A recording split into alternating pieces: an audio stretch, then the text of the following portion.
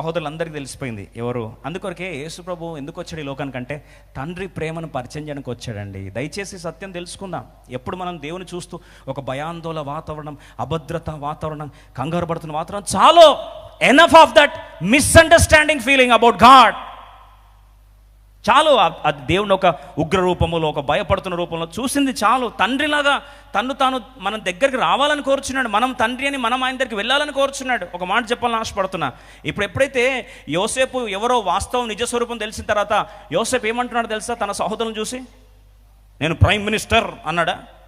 మనది అంటాం, నీకు తెలుసా నేను ఎవరో?